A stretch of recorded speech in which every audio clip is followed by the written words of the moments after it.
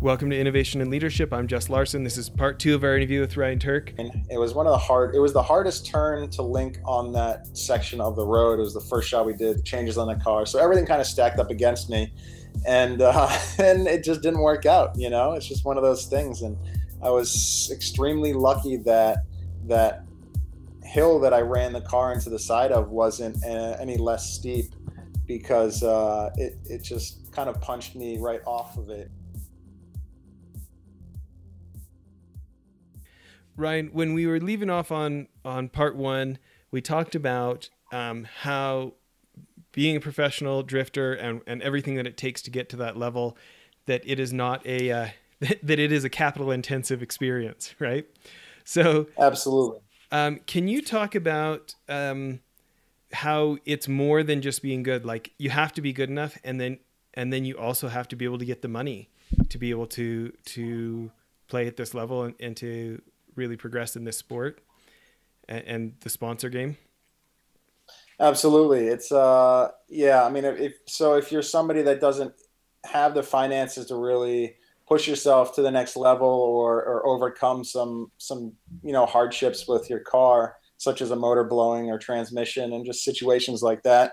One of the biggest things for me was I had pretty good luck with my car always. I don't even know how, because I gave it complete hell and daily drove it and competed at events. But this is way back when a four-cylinder was only putting out about 350 horsepower. So nowadays it's to the point where cars are making upwards of 1,000 to the wheels, and they're full-on race cars, and you can't drive those on the street in the trim that they're in in the trim that they're in competitively. So I'd say one of the biggest things for me was just surrounding myself and getting to meet a lot of really influential, good people in the sport. And that happened pretty early on for me, where I met a lot of friends a lot of longtime friends that I have now in this team called Drift Alliance. And it was made up of friends Tony Angelo, Von Gittin Jr., and Chris Forsberg. And those are the guys that had a name for themselves quite quickly. And they're all East Coast guys. And they were they started actually the first events on the East Coast in New Jersey with our other friend Matt Petty and Club Loose that I started going to. Those are the first events I had gone to. And they all made a name for themselves and moved out west to California to, further that situation. Whereas I was still in the East Coast, kind of just grinding it out and doing everything that I could so that I could get to the level that they were at. And eventually everything kind of came around where we had met again at some local events and some professional events, and they wanted to help me out and try to get me some sponsorships. But at that point in time, I had something to offer. My skill set was good enough to where I could represent sponsors, and sponsors would want to get on board with my program or get on board with me and help me out. So one of the biggest things was just meeting the right people and being surrounded by other good people. So that's one of the hardest things to do. And that's something that you can't really teach, or it's more or less something that you just have to show up at events with a really good positive attitude, have fun, enjoy it. Don't necessarily have like a destination point of reaching a professional level in the beginning. I mean, the road is so long to travel that you have to just enjoy it and meet a lot of awesome like-minded people along the way, because there's some, it's a great community in drifting, and everybody typically helps them out. Even at the top level at Formula Drift, all the teams are still helping each other out. So I think the best thing for somebody to do is just keep at it, keep their head held high, get your experience, and good things will start happening. So, one of the things that I think is interesting that you've done, in addition to showing up on the podium and getting the skills to achieve what you've achieved from a driving perspective, is you've kind of taken more than that into your hands, where you've gone after the media instead of waiting for them to come to you. You're inventing the media, you're creating the media, especially with such great video content. Can we talk about a few things? Like, let's start with this idea of putting a Ferrari engine in a Scion. Can you talk about where that came from and how that Sure. got a lot of attention. And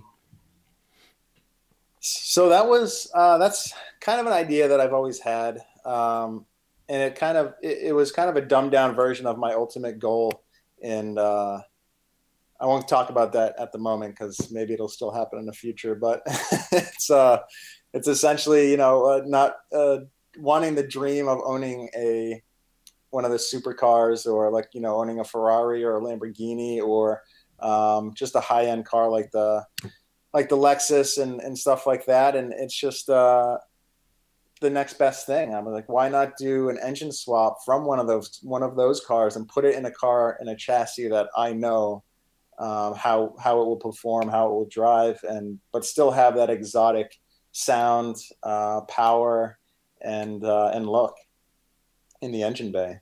And I guess I'm just lucky that I was able to do it and make it happen with some great partners like Gumout and Huddy Motorsports. And it was a huge success. It was a bigger success than anybody any of us had anticipated, and people loved it and still do. So I think it's great, and it's a car that I do love to drive, and just looking to continue to build on that. well, I want to talk about some of the things you've learned about how do you get enough attention, and how do you kind of stay relevant, and just the choices you make. I'm thinking about that donut video on YouTube that's got, like, I don't know, 4 or 5 million views right now, where you put in the beginning of the video, kind of crashing the car on that first shot, and how many other people would have wanted to hide that, or would have wanted to not draw attention to that. And yet you put it front and center, which makes it that much more dramatic as a video of you're seeing a Ferrari, and then all of a sudden this Toyota comes up and passes it, and then, goes into the side. Can you talk about just the choice of leading with stuff like that, and kind of making fun of yourself, and just kind of that maybe less than serious type of feel that comes through a lot in your videos? Yeah, I mean, I guess it's more or less not worrying about what people are going to say, or the comment section that usually get pretty dramatic in YouTube videos. And it's more or less just showing, like, what happens. Like, these are the chances that we take, and sometimes you get bit in the ass for it. And that was the first shot of the day. We had made a bunch of changes to the car, and we didn't have great gearing, and I took a bad line. It was the hardest turn to link on that section of the road. It was the first shot we did, the changes on the car. So everything kind of stacked up against me, and it just didn't work out. It's just one of those things. And I was extremely lucky that that hill that I ran the car into the side of wasn't any less steep, because it just kind of punched me right off of it instead of coming onto it and rolling me over. Because if it rolled me over, I don't know if we'd be having this conversation right now. And I think a lot of people don't understand those are the chances that people take and risk when they're doing some of these videos and just motorsports in general. So it's just it's crazy sometimes. Yeah. But those are the risks you take to keep yourself relevant too. It's something I love to do. I mean, for a drift driver and you get to climb a mountain, a closed down section of road going up a mountain, it's probably one of the coolest. It's the coolest achievements that I think I've ever been able to do from my perspective. And as a driver, I love to be able to do those things and have those moments that I can look back on and have a crazy video to watch out of it and share with. So, yeah, it's just those things that I guess I've been lucky and had the pleasure of being able to do, and it keeps you in the limelight and continuing to do just out of the box ideas like that, and having a good production crew and people who know how to shoot and make an action packed video, and just showing everything that goes into it, not just the best parts of it, but even crashes. I love it.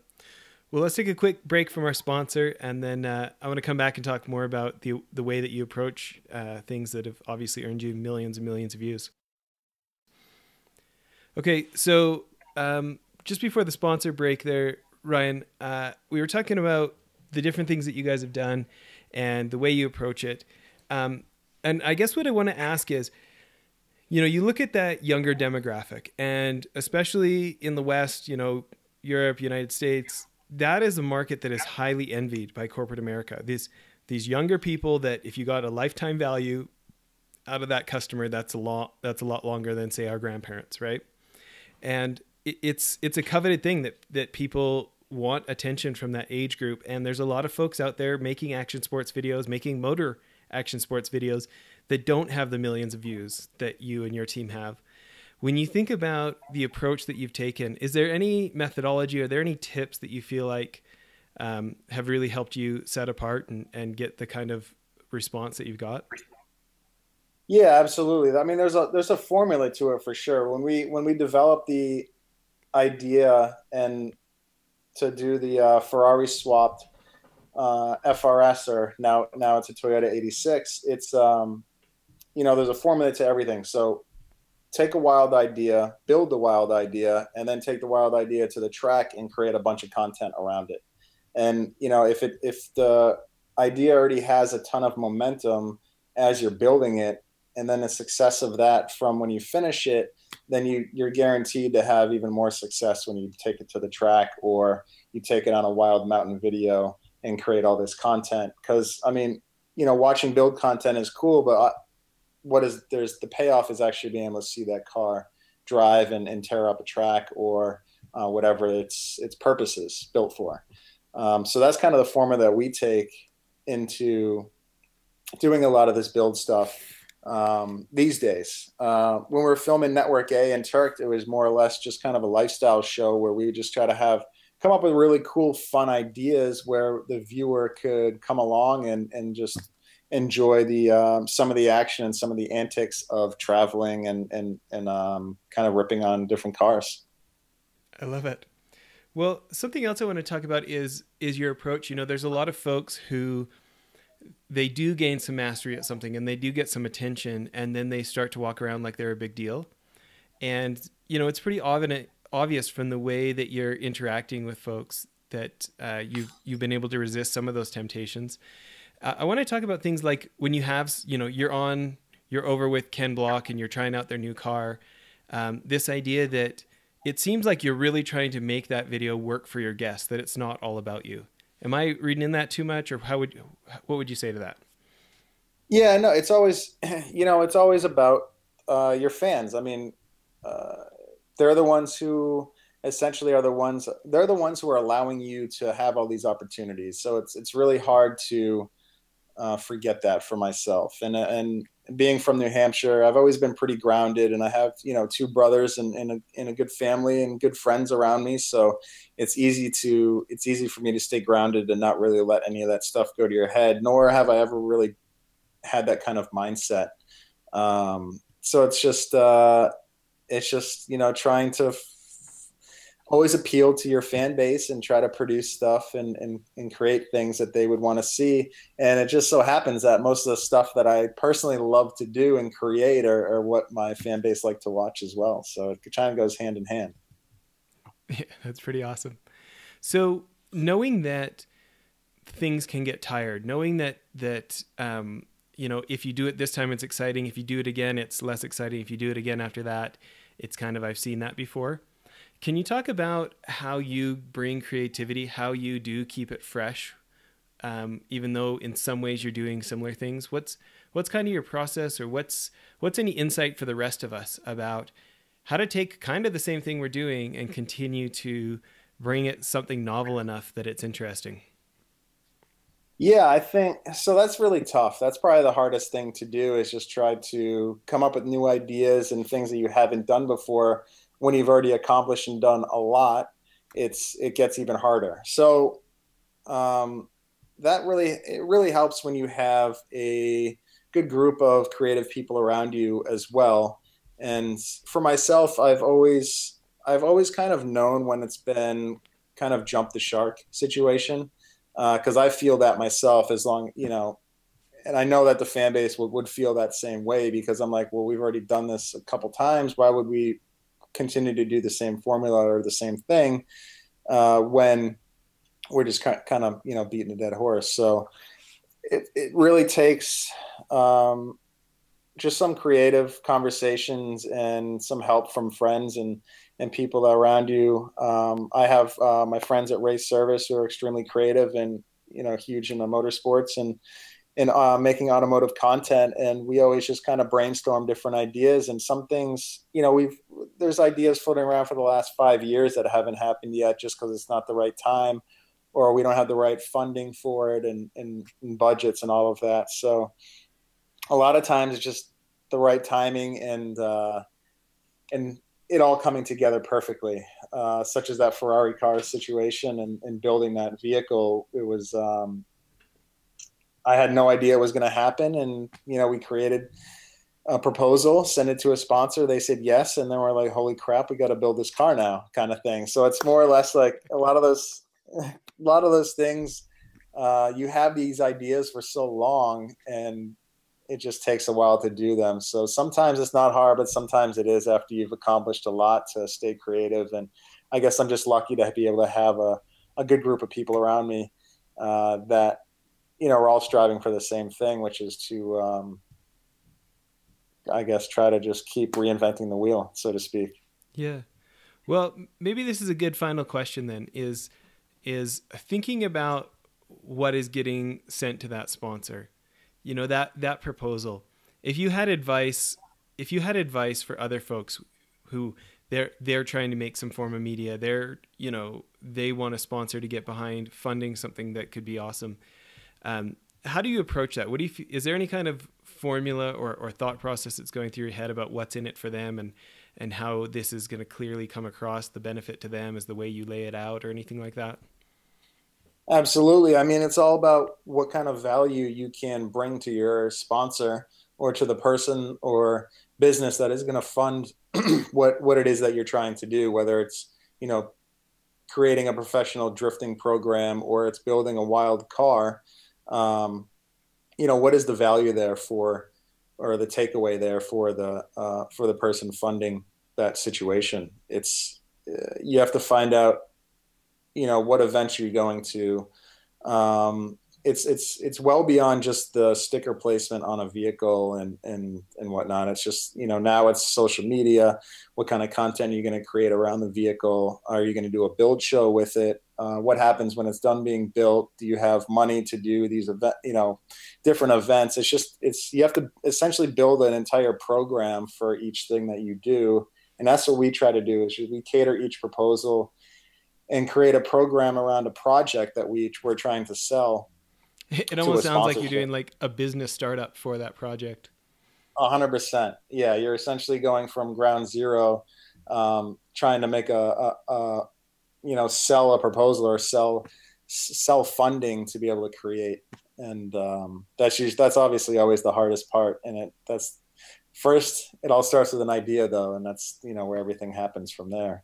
And as long as you're passionate about that idea, there's usually always a way to figure it out. A little bit of persistence, huh? Absolutely. There's always persistence. So let's do this. Final question, I guess.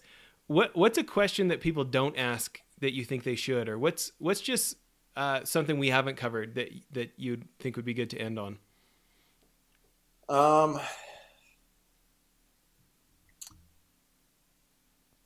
I think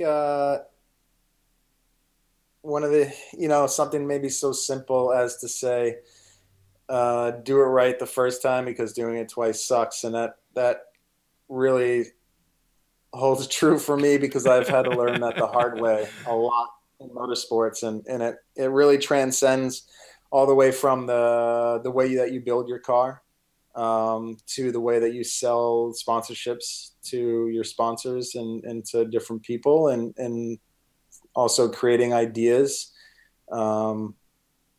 executing ideas, content. I mean, it pretty much works for everything. So what you want, you just don't want to cut corners. Yeah. And slow down and do it right the first time, huh? Yeah. And if you have to cut corners, then you have to expect, what's going to happen around that corner where you could get bit in the ass with a mechanical failure on your car, or you can't produce for the sponsor like you said you were going to. or the video doesn't do as well as you want because you didn't execute it to exactly the way it was supposed to be executed.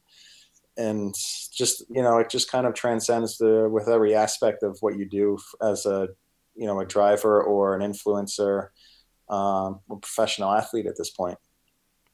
You know, it might be simple, but Leonardo da Vinci said that simplicity is the ultimate sophistication. So I think it's a great way to Yes. end there. Well, listen, we appreciate you making time for this, and hope everybody's out there watching more of your videos. Yeah, I appreciate you taking the time and inviting me on. Thanks.